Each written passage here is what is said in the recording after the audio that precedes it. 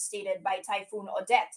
These are Mimaropa, Western Visayas, Central Visayas, Eastern Visayas, Northern Mindanao, and Caraga. The president said his declaration would hasten relief and rehab efforts in these areas and would provide a mechanism to control the price of goods. Now, under the law, a price ceiling on basic necessities and commodities shall be imposed on areas under a state of calamity. And in line with this, the Trade Department said they have already started monitoring the price of goods in these regions.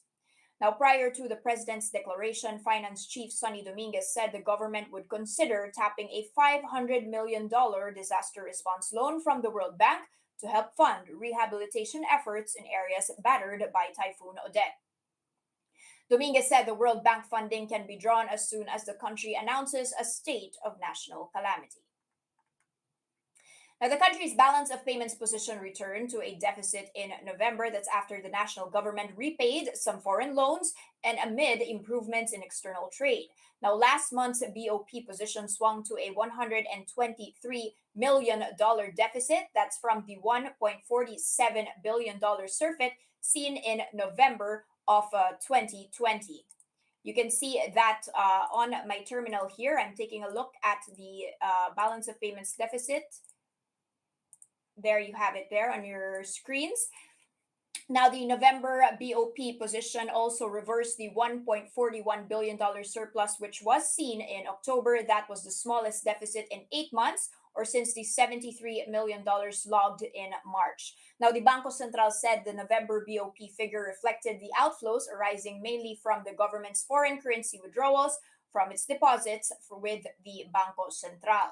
That is as the national government settled its foreign currency debt obligations and paid for various expenditures. Now, earlier this month, the BSP revised its BOP projection for end 2021 to a $1.6 billion surplus from the $4.1 billion surfeit it estimated in September.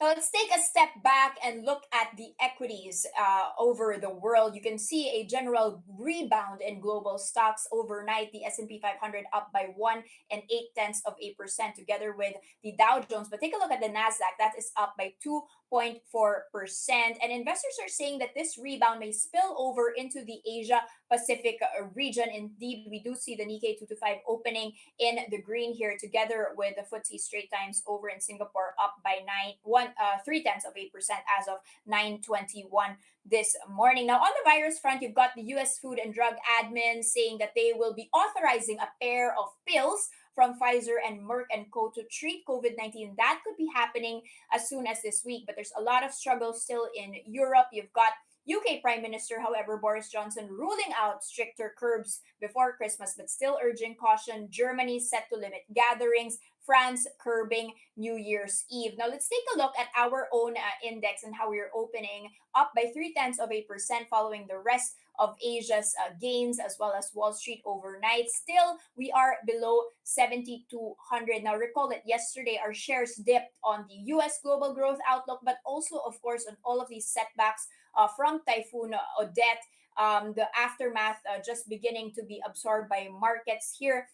One issue that the PSE is looking at is also the issue of allocating shares for local small investors. They're looking to adjust that, as well as mandate LSI allotments and follow-on offerings. Essentially, they're proposing to tweak the percentage that allocations will be done for the smaller investors to not less than 5%, but not more than 10% of the offer. And this, according to Regina Cap's Luis Limlingan, relaxing this requirement could help local investors at least receive a more equitable distribution and a bigger chance to participate in the IPOs and in the FOOs. Let's take a look at the movers this Wednesday morning. You can see Meralco holding the fourth here. That's up by 1 4/10%, followed by GT Cap and Ayala Land. So quite a mixed bag of who are the leaders here. When you look at the laggers, it's also the same picture. Not too sure, but you do see three very big conglomerates. You've got SM, San Miguel, and Aboitiz all in the red this morning.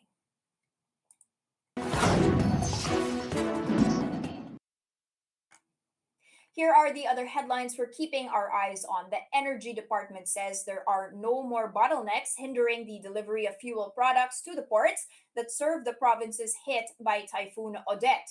Now, Energy Undersecretary Wimpy Fuentebella said they are now working with the Philippine Coast Guard to ensure that tankers are safely brought to the typhoon hit areas. This as oil companies assure the department that they have enough supply to give to the affected areas. On the other hand, blackouts are expected to prevail over some typhoon hit areas until the end of 2021. The National Electrification Administration believes it is impossible to restore power to Bohol, the Dinagat Islands, and Surigao del Norte before the year ends. Fuentebella also admitted that restoring power to Leyte is challenging. He added that even if the NGCP can restore transmission lines, there is still no assurance that normal levels of power will be supplied. Now, the Filipino Chinese Chambers of Commerce and Industry is expecting the Philippine economy to grow by at least 6.5% in 2022. The business chamber is seeing minimal impact from the Omicron variant, along with a boost from next year's national elections. That's why the chamber's president, Henry Lim Bonliong, said in a forum yesterday that 2022 will be a good year for economic recovery, not just in the country, but for the rest of Asia as well. He said the 6.5% projection is still very conservative, as the Philippines could hit 7.5% growth by next year.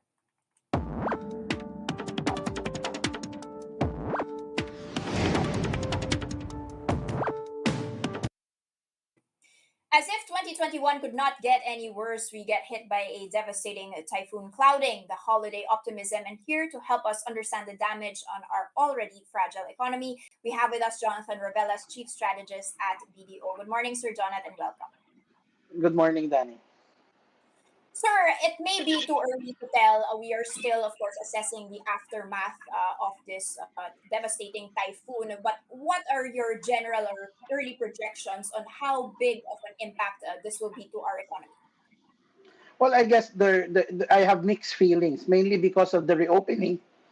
We've seen that the optimism of the market, particularly is looking at probably closer to 5 to 6% in terms of GDP growth for the fourth quarter. But basically, given this recent uh, calamity, I think we will most likely try to take the conservative stance of probably trying to look at it between 5.5 to as low as 5%. Okay, sir, let's just try and look at the details here that are coming out. You know, the numbers change every 10 minutes, but the damages seem to be much larger than initially reported. 2.2 billion pesos na as of last night for the, damages. 225 damages to infrastructure. And, the government will be providing 1.75 billion pesos to the agricultural sector versus the 2.2 billion pesos in damages. What's going on here?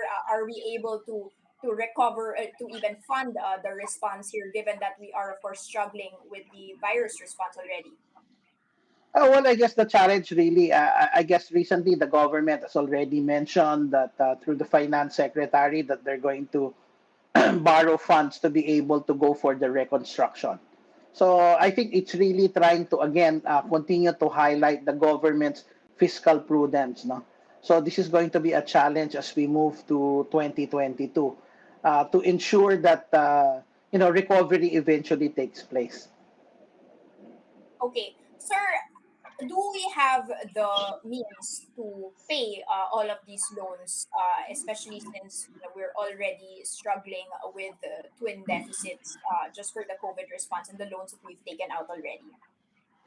Well, so far, in terms of the revenue measures that the government has, once the economy further reopens, then the normal revenue stream of government will eventually materialize. I guess the key factor that the government has done has really ensured that they're really doing the pencil pushing to actually keep within their targets. So in fact, they've already shown that they moving forward, they're going to lower the borrowings that they do with the central bank from over 540 billion, it's now going to be 300 billion moving forward to 2022.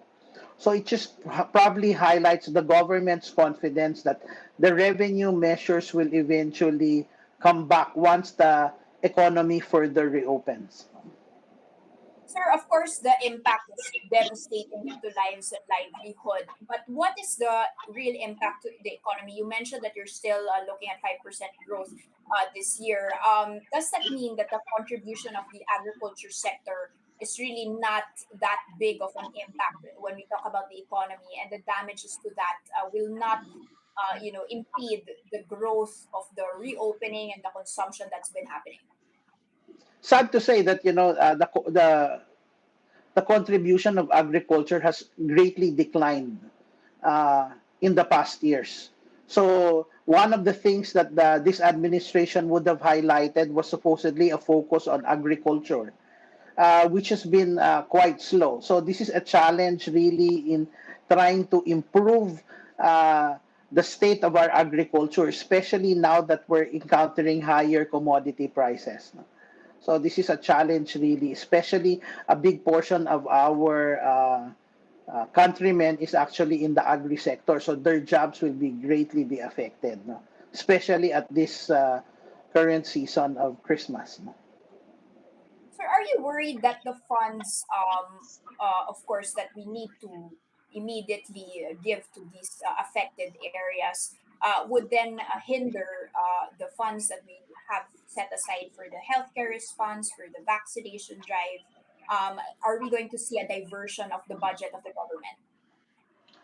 Well, so far there've been some funds that haven't been really been dispersed, so they can really make some adjustments. Now, what I think that they need to be able to do is really now really focus on how we manage this pandemic, because we need to be able to ensure that moving forward we won't have higher cases again, because we're doing a lot of balancing act, trying to fast track rehabilitation and eventually keeping cases low, and eventually fast tracking vaccinations, no?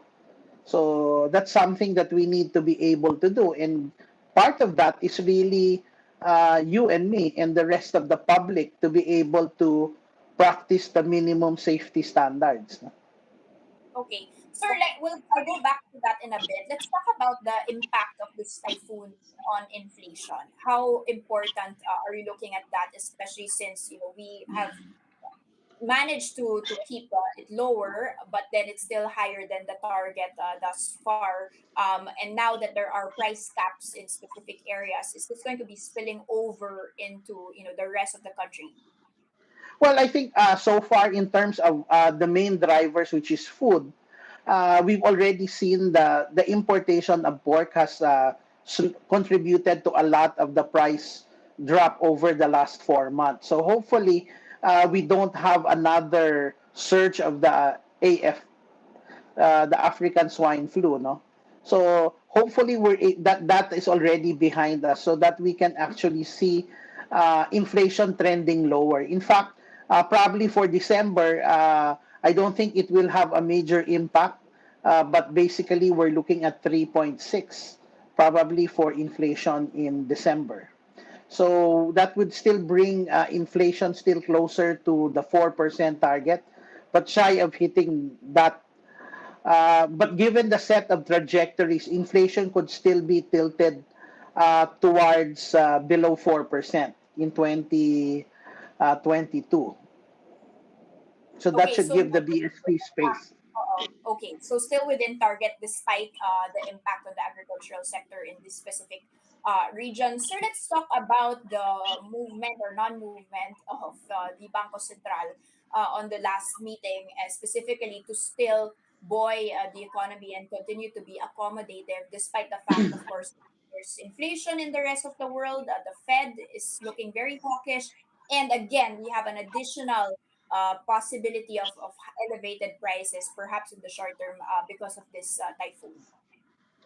Well, I guess one thing is that the last 4 months, the picture of inflation in Asia against the rest of the world is not as bad compared to what's happening in developed economies. It's just that, sad to say, in the ASEAN region, the Philippines has the highest inflation. So the key factor is one is that we still have a fragile recovery. So we need all the support to be able to keep the economy growing. So if inflation continues to trend lower in the first half, then it will continue to allow the central bank to probably keep rates until the end of the year, depending on how inflation plays it.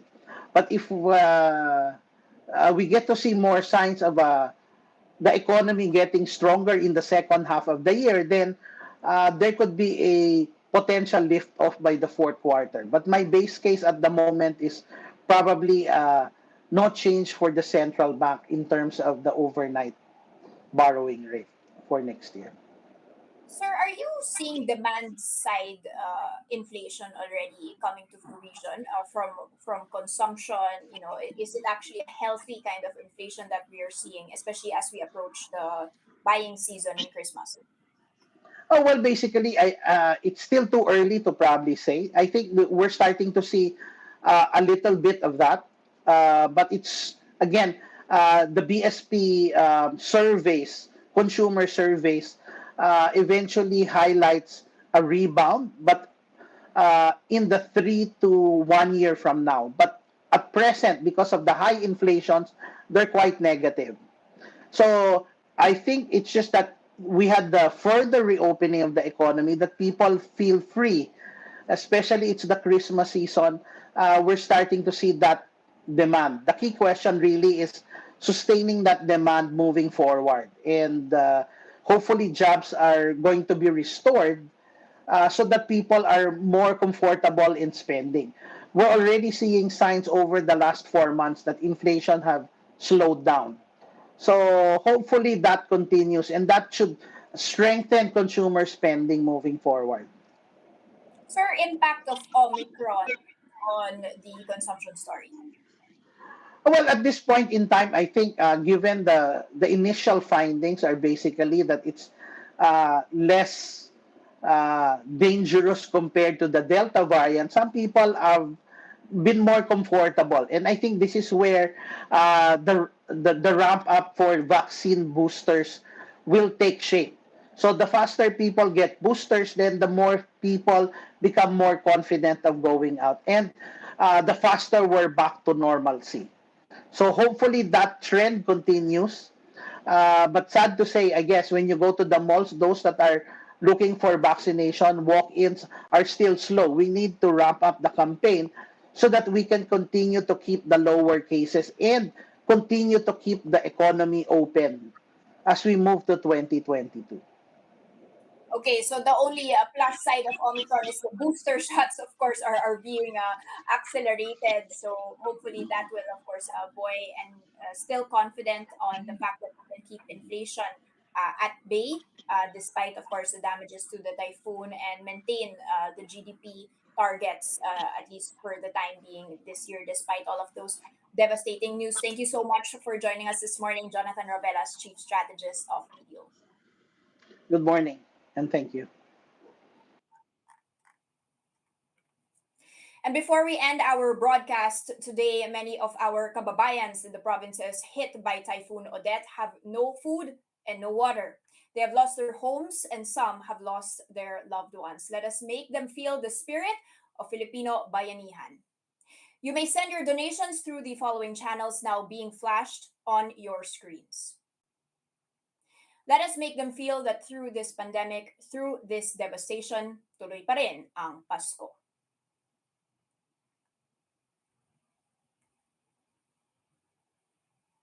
And that's a first look into the business day. Today is Wednesday, December 22nd, 2021. Catch Business World Live for the market close. It's at 3:15 p.m. today. I'm Danie Laurel. Mask on, wash hands, stay safe, Philippines. We are One News.